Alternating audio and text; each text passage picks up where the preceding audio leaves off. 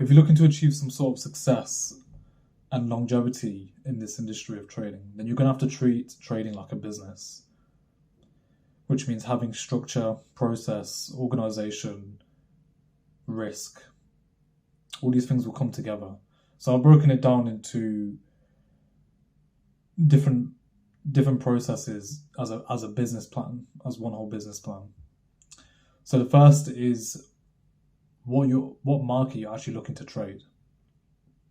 So first you need to go about choosing which niche. If you're starting up a traditional business, what niche would you like to go into? Now, there are loads of different asset classes out there. There's Forex, futures, bonds, options. Start by choosing one asset class, and then from then you want to choose which market you want to focus on specifically. You want to focus on one trading market that you enter on and get good at it.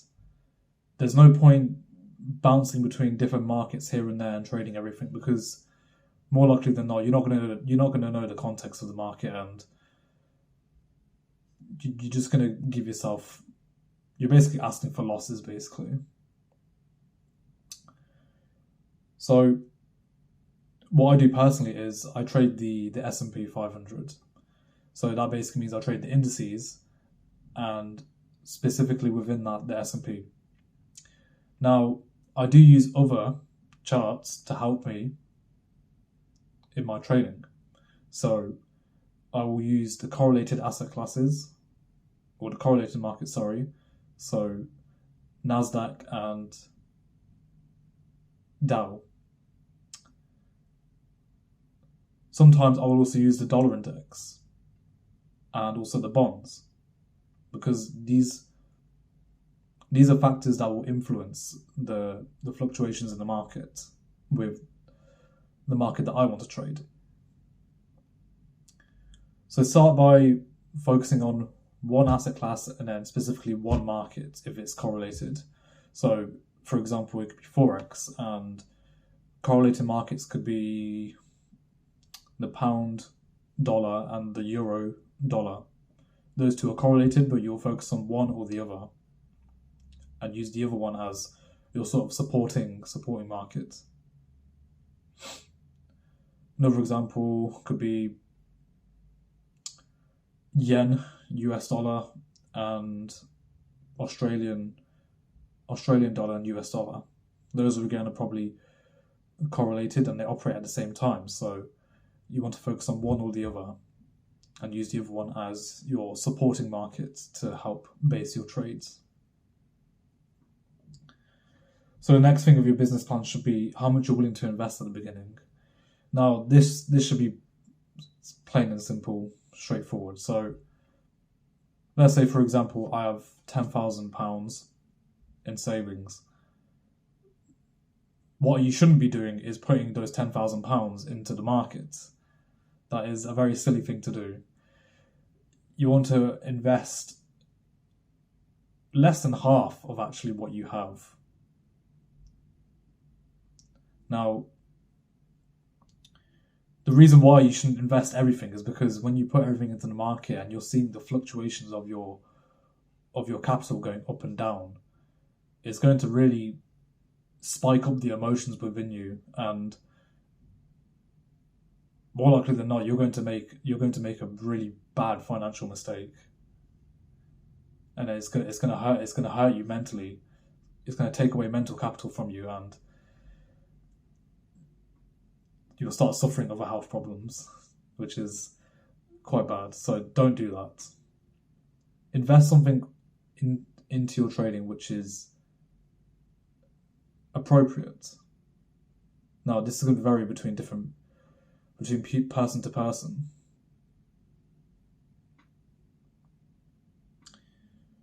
Now, the next thing is how much you're actually willing to risk. Now, this is ultimately what determines the people who are going to be in this game for the long term and the people who are just going to blow their accounts. It's risk management. Now, I'm not going to go into big detail about risk management. I plan on making a separate video about that in the future soon, but risk management, you need to make sure you're risking a very, very small portion of your account. Because again, you don't want to be seeing big numbers of your account fluctuating up and down. It's going to mess with you. So what I'd personally do is risk between 0.25%, so 0.25%, to 1%. You need to get the risk off the table and really stretch out your wins. This is the reason why a lot of business startups, like traditional businesses, why they do so well. Some of the best businesses out there, they start from absolutely nothing, and they risk so little, but they maximize their profits and their wins. So get the risk off the table and focus on your management, your money management and your risk management. These sort of things are what's going to determine who stays in this industry in the long term and really reap the success out of it. And then the last thing is about your strategy. So what is your strategy actually going to look like? Now, you need to focus on one strategy and one style of trading and stick to it. Again, so you don't want to be jumping between being a swing trader to being a scalper another day and then being a position trader the next day. It doesn't work. So again, focus on one and get good at it. Now, this is mostly going to be determined by your own circumstances. So if you're someone who's not going to be able to look at the chart very often, then swing trading or position trading, where you look at the higher time frames, is going to be quite handy for you, because it doesn't require that much management. You don't need to look at the charts that often. Scalping and day trading, again, there's benefits and drawbacks to it. So stick to one, get good at it.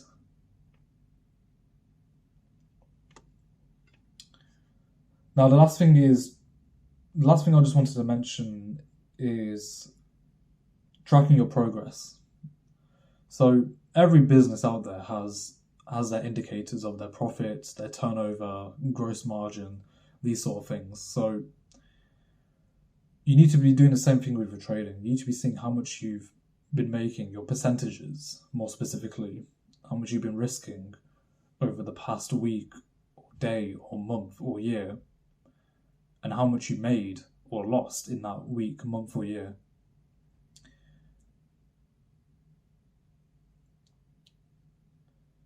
This is very good to reflect in your journal as well. By tracking and recording and writing in your journal, you'll see where, at what times of the year are going to be really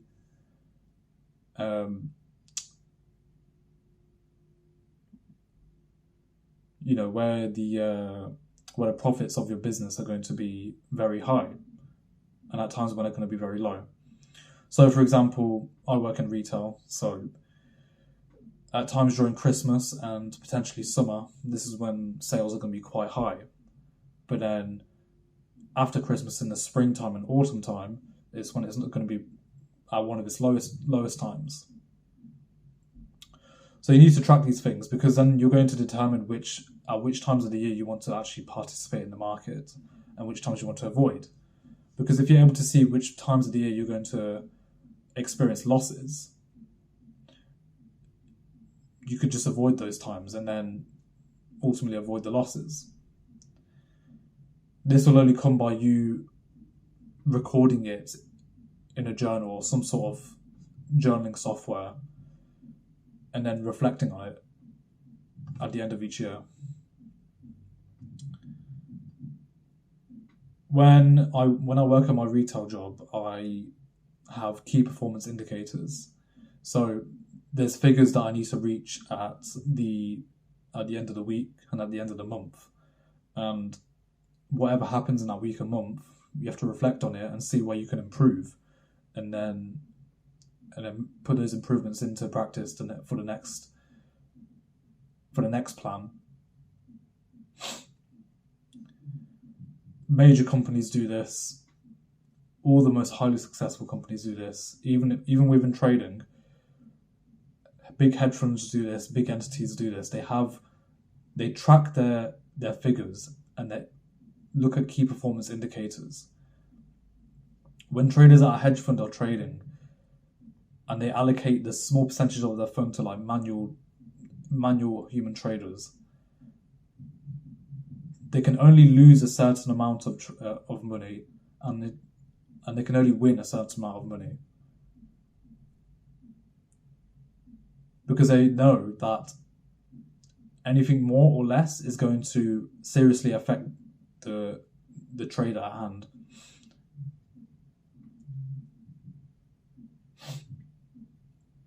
And then lastly, just have a process and a structure. These are some of the key things that you need to have in a business.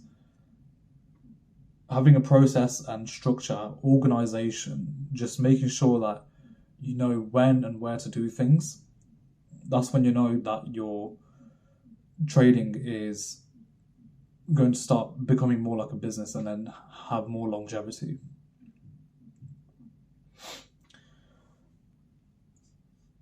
You need to start treating trading more professional. I know as of recently with prop firms and whatnot, it's taken the professionalism way out of trading, and it's not good at all, because when trading is treated more like a casino where you're just putting money in and taking money out and just risking half your account, things like this, it's just really, really bad. And it's the reason why a lot of people fail and why a lot of good talent come in and out of the markets. It's actually quite sad.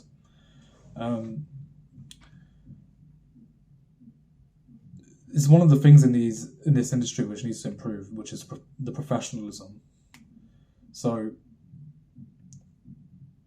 whether you do trade a prop firm or whether you do trade a personal account, you have to take these things into account, because you don't want to lose your money in a very short span of time,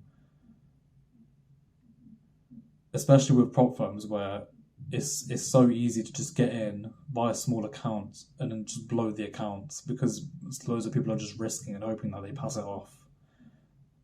It's not the best thing you should be doing, and these sort of bad habits are gonna extrapolate and just build on top of each other. So the longer you do these bad sort of habits, the less likely you're going to become a successful trader. So treat trading like a business, and you'll eventually see how your organization will allow you to reap more success out of these markets.